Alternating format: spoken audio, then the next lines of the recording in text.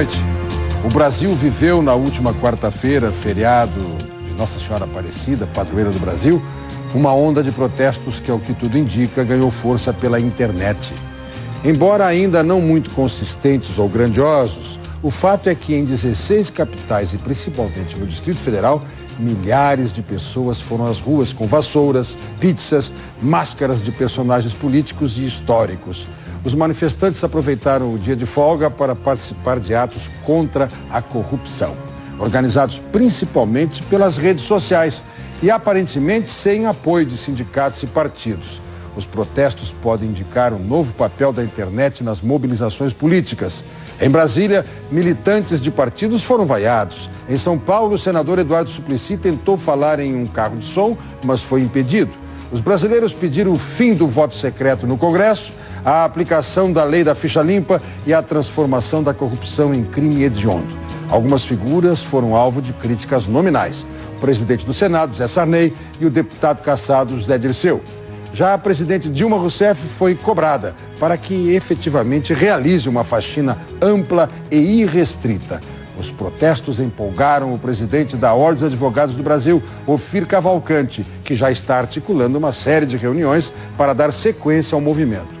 Em Porto Alegre, onde na quarta-feira poucos manifestantes foram às ruas, novos protestos estão marcados para amanhã. Para discutir este novo movimento, suas razões e perspectivas, está começando mais um Conversas Cruzadas.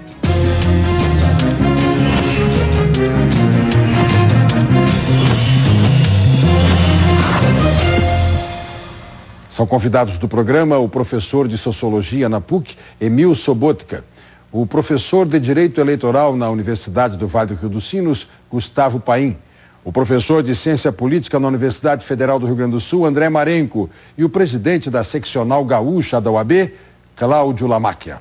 O Conversas Cruzadas tem o patrocínio de Funerárias Reunidas, Carinho, Respeito e Honestidade. Sicredi, faça uma Poupede Sicredi, a poupança que cresce com você. CIEE, ações que transformam. Fátima Saúde, compre seu plano pela internet. E Sistema Fecomércio, com você a gente faz a economia girar. A agenda empresarial do Conversas Cruzadas tem o patrocínio de Grupo Vilela, auditoria, consultoria e direito empresarial. Atuação em todo o Brasil.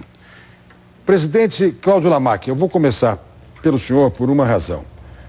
Há uma aparente dificuldade, não digo, mas há quem sabe o interesse de não linkar os protestos e esta marcha contra a corrupção a qualquer instituição, até para fugir da ideia de partidarização, eventualmente, das carreatas, ou das passeatas, da caminhada ou o que seja. Mas a Ordem dos Advogados do Brasil está surgindo como linha de frente, como mola propulsora de tudo isso.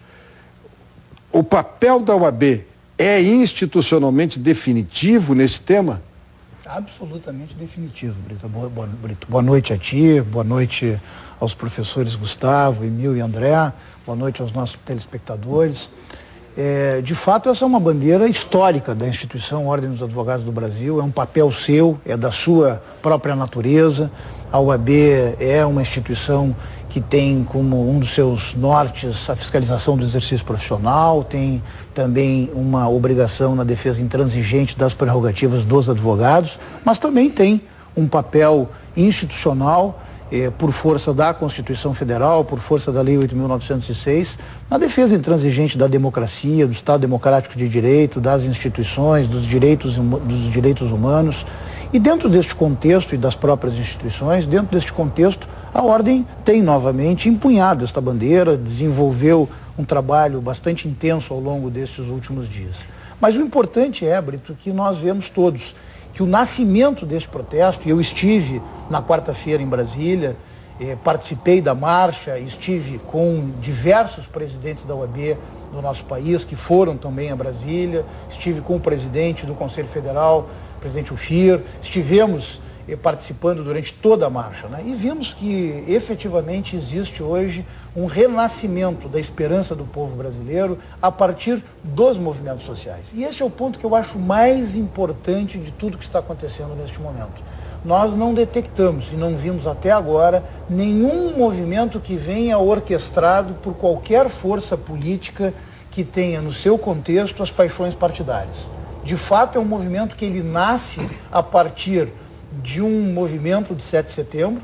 Fico muito feliz de falar isso, Brito, porque é importante que a sociedade do Rio Grande tenha este orgulho, porque este movimento ele nasceu com muita força aqui no estado do Rio Grande do Sul, no dia 7 de setembro, a partir de uma caminhada memorável que tivemos, uma caminhada na parte da manhã, com jovens por toda a Redenção, saindo da frente da UAB, aqui em Porto Alegre, indo até o Parque da Redenção, e com uma caminhada que teve, na sua grande total maioria, jovens efetivamente participando, e depois, às 14 horas, Brito, quando na sede da Ordem, na sede da UAB, nós tivemos os 3 auditórios da UAB absolutamente lotados, quando nós lançamos o portal www.agorachega.org.br. Lançado não pela OAB, importante que seja dito isto, lançado por diversas entidades da sociedade civil organizada. E aí poderia citar a Associação Brasileira de Imprensa, através da Associação Rio Grandense de Imprensa aqui no Rio Grande do Sul, a CNBB, a UAB, o Fórum dos Conselhos de Classe de Profissões Regulamentadas, Ministério Público, Associação de Juízes, as federações todas elas, os sindicatos, a própria força sindical. Ou seja, nós tivemos naquele dia um evento que foi marcante e que sensibilizou a todos nós pelo que nós vimos. Ou seja, a partir daquele momento, a partir deste movimento, que já no lançamento do portal Agora Chega, nós já defendíamos isto que estávamos defendendo agora na quarta-feira. Pontos objetivos, diretos e de mobilização. E sem bandeira de partido, sem bandeira de CUT, força sindical ou qualquer outra representação, a ideia, pelo que se viu nas imagens do Rio de Janeiro, de Brasília e de São Paulo, que há pouco estávamos mostrando, é que o movimento tenha este caráter, a sociedade se mobilizando. Essa é a ideia. Se alguém chegar lá com a bandeira de um partido, não será bem-vindo. Mas, Brito, eu estava, juntamente com o FIR, no caminhão central do movimento em Brasília, na quarta-feira, e nós presenciamos isso. Né? E não foi nada orquestrado, foi da própria juventude que caminhava, das próprias pessoas que participavam da caminhada, quando alguns partidos, algumas pessoas, melhor colocando, com bandeiras, tentaram participar da marcha. E foram automaticamente, enfim, vaiados pelo que estava representando aquele ato com as bandeiras ali. E o que eu tenho colocado é que, de fato, nós temos que ter, eu acho que a sociedade, principalmente as pessoas que estão organizando esse movimento através das redes sociais, tem que ter efetivamente este cuidado. Porque este movimento, ele é um movimento apartidário, é um movimento que não pode levar nas paixões ideológicas o seu nascimento ou a sua movimentação. A razão de amanhã está marcado para a tarde em Porto Alegre um encontro na Redenção, ali nas imediações do movimento, do Monumento ao Expedicionário, junto ali à área do BRIC. Ali vai acontecer a concentração e se anuncia uma caminhada até a Praça da Matriz, até o Palácio do Governo e a Assembleia Legislativa. Tem alguma ideia de manifestar protesto ao governo ou aos parlamentares? Por que razão? Não vejo, e volto a dizer, né, Brito, este movimento e a própria marcha está sendo organizada com o apoio da Ordem dos Advogados, é bem verdade, com o apoio do movimento Agora Chega, mas ela é organizada pelos próprios jovens, pelos próprios internautas, através das redes sociais. Não detectamos, e se tivéssemos detectado isso, nós já teríamos conversado com os organizadores do movimento através das redes sociais, nenhum movimento que busca atingir este ou aquele partido, este ou aquele governo. O movimento é efetivamente contra a impunidade, contra a corrupção, com esses pilares básicos que estão colocados no portal do Agora Chega, aonde eu dizia, Brito, quando lançamos o portal do Agora Chega aqui em 7 de setembro, e que foi repisado agora neste movimento no último dia 12 em Brasília, nós tínhamos alguns pilares fundamentais que foram lançados no dia 7 de setembro aqui no Rio Grande do Sul pelo portal do Agora Chega. Ou seja, de forma objetiva, através do portal, qualquer cidadão brasileiro entrando no portal do Agora Chega, ele remete um e-mail, uma manifestação direta para todos os 513 deputados federais e os 81 senadores, dizendo, um dos pilares do Agora Chega. Agora chega. Agora chega. Dizendo, agora chega, queremos o voto aberto. Fim do voto secreto. todos os senadores e todos os deputados, através do portal, estarão recebendo esta manifestação. Segundo dos pilares importantíssimos, através deste portal, qualquer pessoa, qualquer cidadão entra, acessa e manda, com uma única manifestação para todos os deputados e senadores, uma manifestação de apoio ao projeto de lei que transforma em crime hediondo os crimes de corrupção. E por que hediondo? Às vezes as pessoas me perguntam, Brito. Eu tenho dito, corrupção mata. E as pessoas não se dão conta. Num determinado momento me olharam, mas Lamaque, corrupção mata, mas o que? Mata! Nós temos hoje falta de recursos para a saúde, nós temos hoje falta de recursos para a segurança, nós temos hoje falta de recursos para a educação. As pessoas estão morrendo nas filas dos hospitais. Os professores hoje estão em iminência de greve novamente, não recebem o piso. A segurança pública nós sabemos como está. Portanto, também tem que ser efetivamente visto sobre esse aspecto. Professor Emil Sobotka, a visão do sociólogo como tal, com o mesmo otimismo, o mesmo encantamento que manifesta, por exemplo, a Ordem dos Advogados do Brasil com o que está surgindo? Boa noite, Brito. Boa noite, telespectadores. Boa noite, colegas de mesa. A gente poderia se perguntar, mas o que há de novo? Talvez não tenhamos mais nem menos corrupção do que em outros períodos. Talvez não tenhamos nem mais nem menos problemas com as votações, sejam elas abertas ou fechadas. Mas tenho a impressão que a gente percebe, não só aqui, mas a gente percebe em sentido mais amplo, um novo espírito cívico se espalhando pelo mundo afora. Se a gente olhar em vários lugares, nos parece que estamos revivendo um pedacinho de maio de 68, atualizado para o início do século XXI. Que a gente tem pessoas da sociedade civil se distanciando um pouco da lógica interna político-partidária e buscando manifestar a sua civilidade, a sua compreensão de como deve ser a sociedade. Só lembrando maio de 68, Paris, os estudantes e aquele movimento se espalhando pelo mundo. Exatamente. Uma indignação mundial a partir dos estudantes franceses, especialmente em maio de 68. É uma indignação que vem lá de dentro, não é, digamos assim, adonada, pelo menos durante um bom tempo, também foi assim com maio de 68, não foi adonada politicamente por ninguém. Eu creio que o doutor Ofir colocou muito bem, essa preservação do movimento é importante. Por quê? Porque no fundo, se a gente pensar, o que são os políticos? A rigor, eles são servidores públicos, eles deveriam estar a serviço exatamente dessa sociedade que está colocando essas pautas. E essa sociedade, quando convoca o político para servi-la, ela quer também ter uma transparência, ela quer saber o que ele está fazendo em nome dela.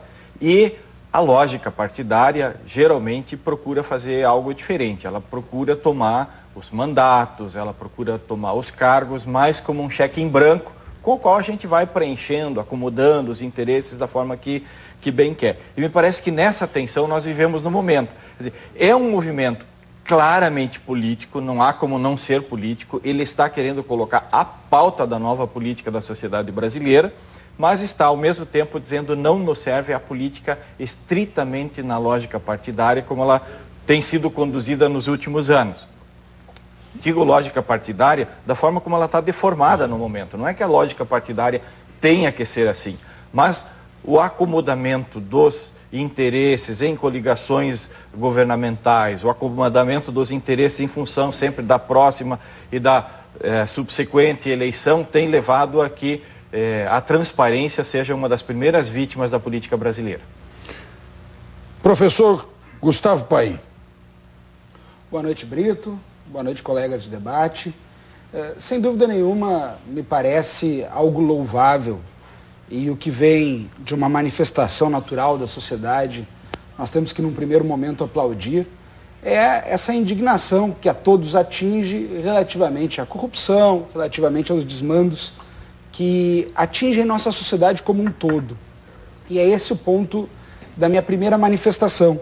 Quer dizer, estes atos, estas passeatas, estão tendo, tão logo aparece um candidato, um político, uma bandeira político-partidária, estão recebendo uma vaia, enfim, uma retaliação em relação a essas atividades político-partidárias. Isso me preocupa um pouco, no sentido de que me parece que nós estamos vivendo também uma época de demonização da política. E isso às vezes me assusta, porque todo e qualquer político, pela pura e simples atuação como político, hoje é taxado de corrupto, é vaiado e não pode participar dessas manifestações contra a corrupção pelo simples fato de ser um político. Essa demonização da política, ela me assusta, porque ela acaba afastando os bons que queiram fazer política. Este se assusta com toda essa onda de vaias, de manifestações, se preocupa com a sua imagem. O mal político me parece que não. O mal político parece que ao longo do tempo acaba se acostumando e parece que até acaba sendo fortalecido cada vez que é vaiado, cada vez que é taxado de corrupto, parece que isso dá um regozijo a ele. Mas o bom político não, esse se afasta. Esse começa a dizer, não, a política não é uma atividade para mim. Eu não vou nessa área onde todo mundo é taxado de corrupto, onde todo mundo é taxado de ladrão. E aí vem a famosa frase, quer dizer, o destino dos bons que não fazem política é ser administrados, governados pelos maus que fazem. E os maus não vão deixar de fazer política por serem acusados de corruptos. Os bons deixam de se interessar pela vida político-partidária, deixam de procurar uma agremiação, deixam de apresentar a sua cara, a sua manifestação, a sua vontade de transformar, de fazer algo diferente. Afinal, ele entra no balaio de gato. Ele é mais um corrupto, ele é mais um ladrão, ele é mais um político. Então, essa demonização da política, nós temos que tomar um pouco de cuidado. Não há a menor dúvida que uma manifestação, que um movimento contra a corrupção é mais do que necessário.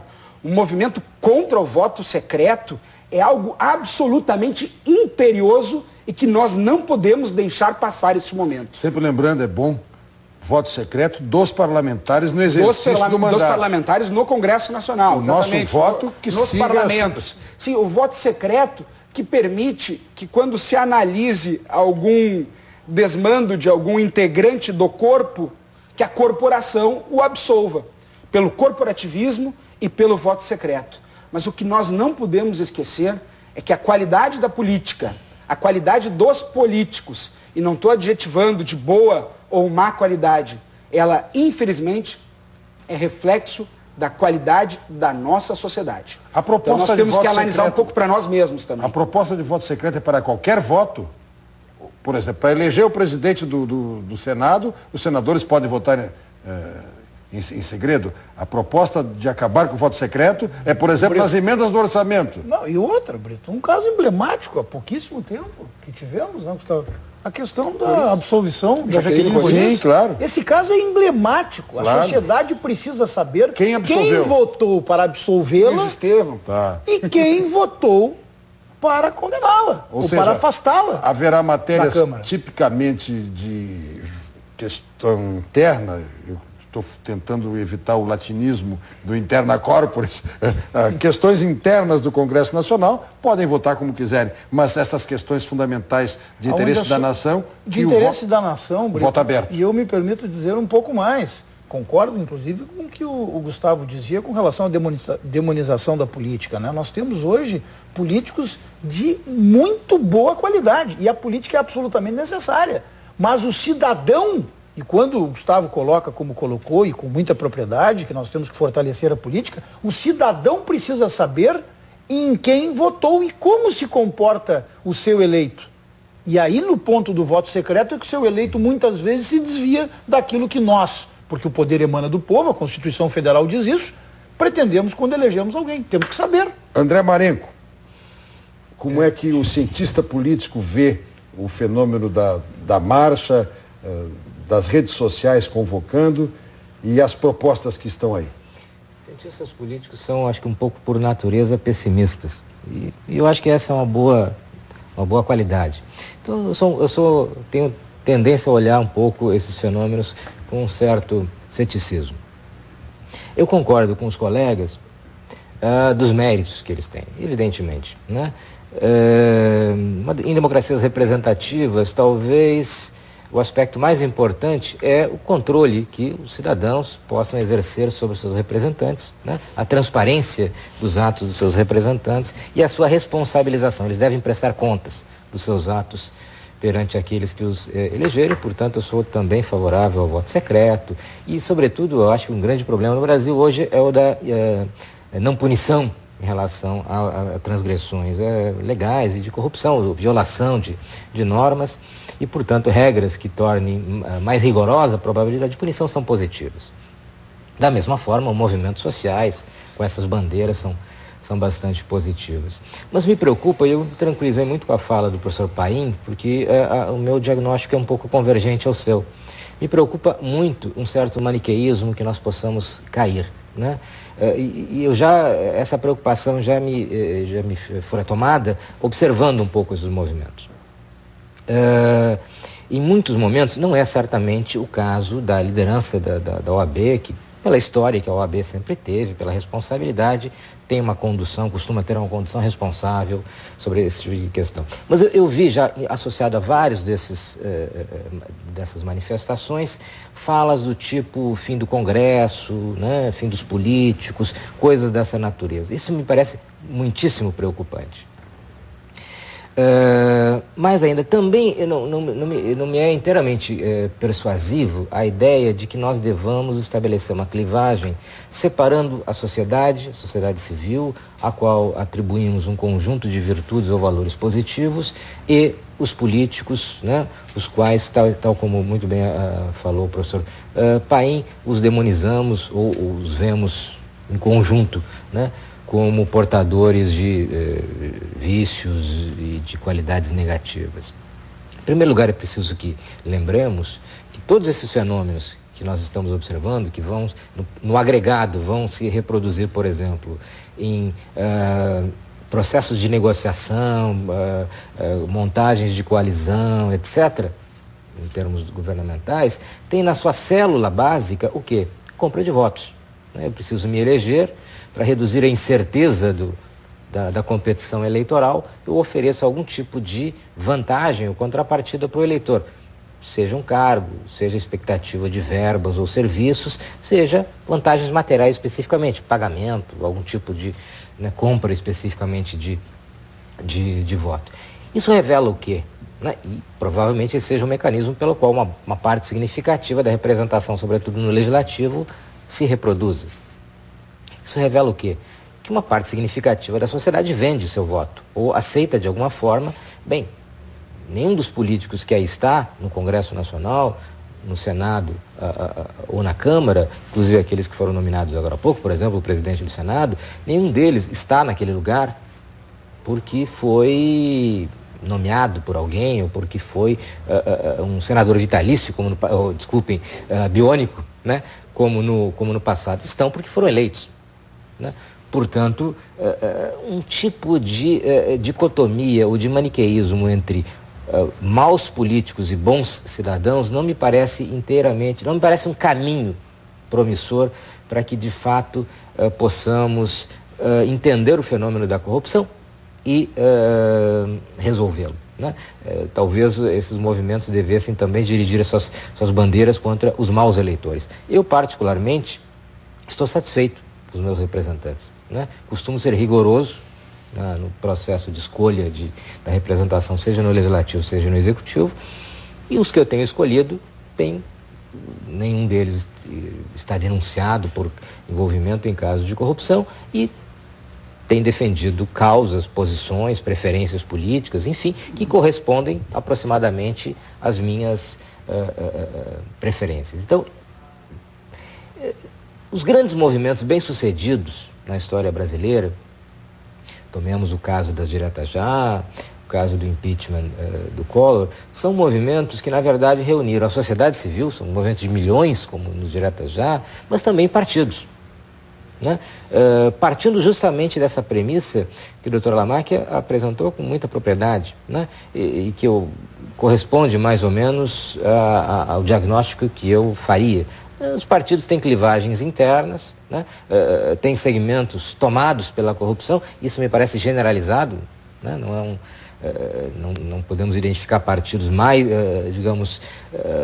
imunes ao fenômeno da corrupção, enquanto outros totalmente, né, envolvidos nela. É um fenômeno que é razoavelmente endêmico, generalizado, mas de alguma forma, né, me preocupa que nós possamos ter um argumento, um discurso que generalize para o conjunto das instituições representativas, né, um diagnóstico ou uma imputação negativa. Congresso é fundamental, partidos são fundamentais, e inclusive, né, o envolvimento de partidos, do Congresso, de segmentos das instituições representativas em movimentos como esses são absolutamente fundamentais. A história brasileira mostra, ao contrário, né, um tipo de generalização, alguma coisa associada à demonização da classe política nunca terminou bem na história brasileira. Bom, então, eu acho que, sobretudo, e aproveito a presença do Dr. Lamáquia pela importância que ele tem quanto à representação, eu acho que a OAB, como entidade, pela história que ela tem nas lutas pela democracia no Brasil, eu lembro, por exemplo, de uma figura como Raimundo Faoro, em 1977, né,